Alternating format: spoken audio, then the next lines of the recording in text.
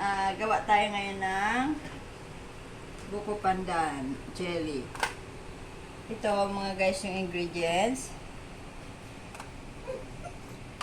Ito yung sago. Nilaga muna namin para siya maluto.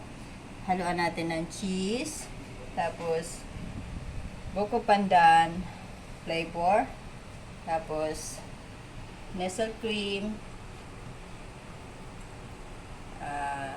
Condensed carnation. Kung gusto naman yun ng Alaska, pwede rin. Tapos ito, ibap. Pero sabi nila wag na daw dagdagan ng ibap kasi masyado ng ano. Imimix lang natin to guys. Imimix lang natin to lahat guys. Ito lang, simple lang guys. Hindi na natin pahahabain. Ito guys, ang jelly, buko pandan. Ito yung niluto muna namin para ganito na siya. Dali lang to guys. Laga lang. Charot. Laga lang siya. Depende naman sa dami ng tubig. May ano na yan. May measurement yan dun sa sachet. Tapos, i-mix na natin lahat. Sago.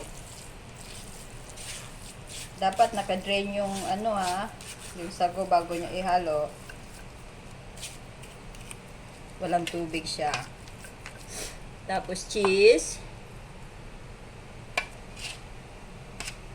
Guys, tapos ihalo na natin ang nestle cream. Pwede rin yung dagdagan yung nestle cream, depende sa panlasa nyo kung gusto nyo ng malabnaw o malapot.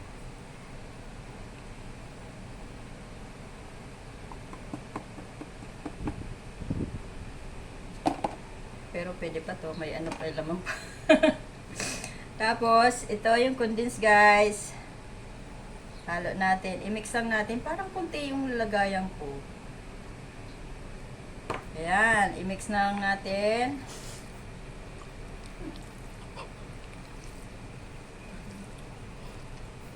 Dito sa likod, maraming tumatawa sa akin. Pero, alam ko maliit yung lagayan ko. Ganito lang guys, sinalo ko lang. Pero kung may malaking kayong lagayan, pwede rin yung ilagay sa malaki para hindi siya umapaw.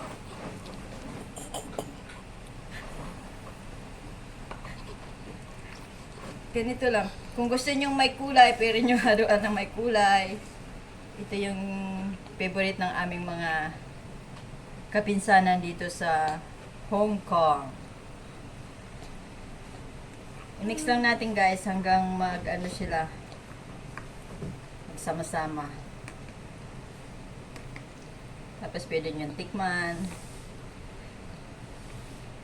Pwede rin yung haluan guys ng ano, ibap. Hahaluan ko to ng ibap. Kaya lang wala na siyang ano, space dito sa bowl ko. O masyado na yatang puno. Bakit maliit yung bowl ko? Sorry guys pero ganito lang, simple lang to.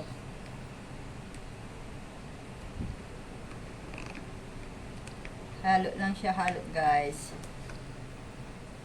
Hanggang lumapot. Mag-mix siya lahat. Then, pagkatapos nito guys, pwede na nyo ilagay sa ref para lumamig siya at lalong maging masarap. Ayan guys. Pwede na yan. Ayan. Lalagay na natin guys sa ref para lumamig, para masarap ang kainan. Wait lang guys, tanggalin natin yung nasa gilid kasi nakakahiya naman sa inyo. Ayan. Simpleng buko pandan.